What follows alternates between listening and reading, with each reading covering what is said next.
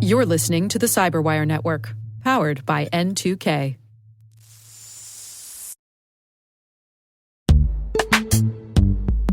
This episode is brought to you by Palo Alto Networks, the leader in cybersecurity. As AI-driven attacks increase, organizations can't afford to have network security that's stuck in the past. Discover how Palo Alto Networks can help you predict what's coming and proactively secure against it with a zero-trust, AI-powered network security platform built to secure whatever, whenever, wherever. To learn more, visit paloaltonetworks.com/network security platform.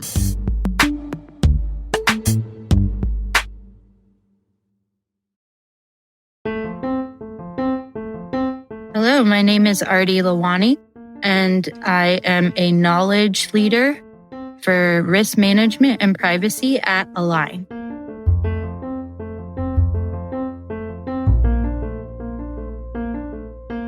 I remember being in college and sitting pretty undecided about what I wanted my major to be. So I sat down with my parents and I told them that I was thinking about maybe taking a teaching career path.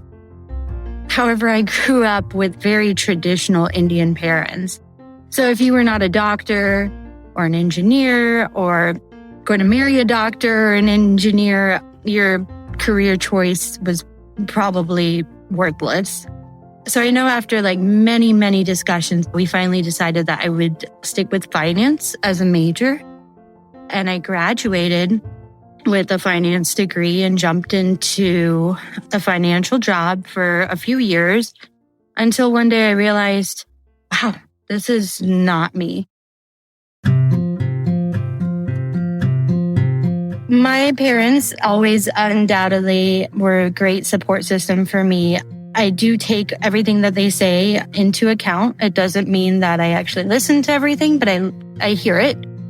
My parents gave up everything to come to America and to make sure that we got the best education we possibly could get. And so I was not going to give that up. I had no clue that I wanted to go into tech. It was just purely by chance that I happened to accept a job that worked in hardware, and I knew nothing about hardware either. So that was kind of where I jumped into this world where I was really learning from the bottom up.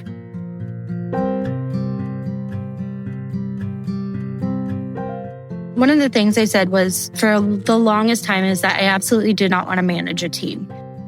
So when I did take that step and I started managing a team, the first promise that I made to myself was that I never want to be one of those managers that I didn't like when I was going through work. I want to make sure that everybody here is heard and understood. And it's an extremely difficult task to say that, and it's easier done with a smaller team than a larger one. But I don't want there to be any sort of leveling. Just because I'm above you or I'm 2 steps above you doesn't mean that you can't approach me with simple questions.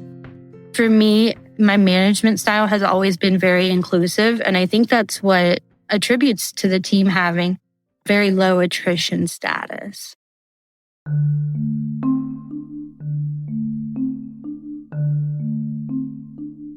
I have a very strong personality that can come across as, when I'm passionate about something, it comes across as aggressive or bossy and I just remember feeling like I had to be a different version of myself when I first entered this industry, just to feel like I was even slightly accepted.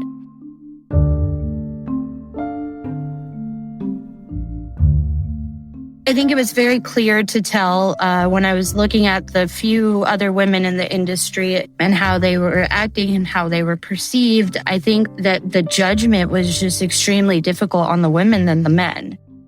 And I feel like there were times where you could sense someone was judging you not for the work that you were providing them, but for everything else that you were.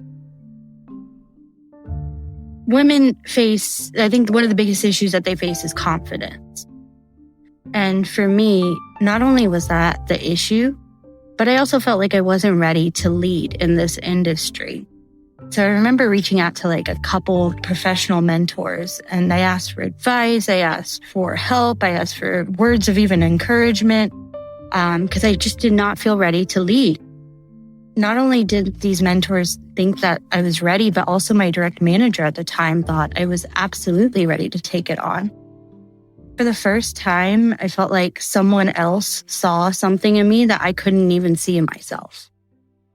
That feeling of being judged because I'm a female, because I'm a minority female, I think is constantly there.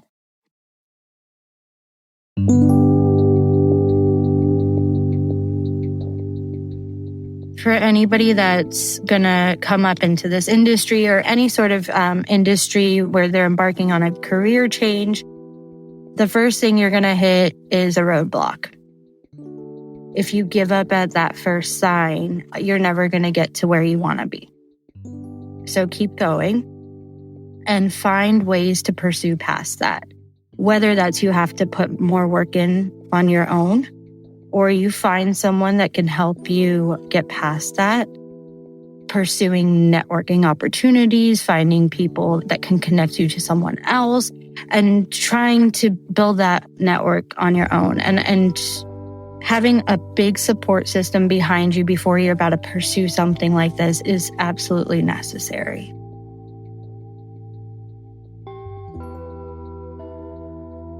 I'd like to be part of the change in this industry where women supporting and becoming great mentors for other women is the norm. Through managing like a team of my own, the best part has been being able to be a mentor, to coach them on challenges that they will undoubtedly encounter and teach them things that no one really ever taught me. If you think back to how your career launched off, it's usually with somebody that believed in you or helped you through the process. So being able to give back in that sense is a very important thing.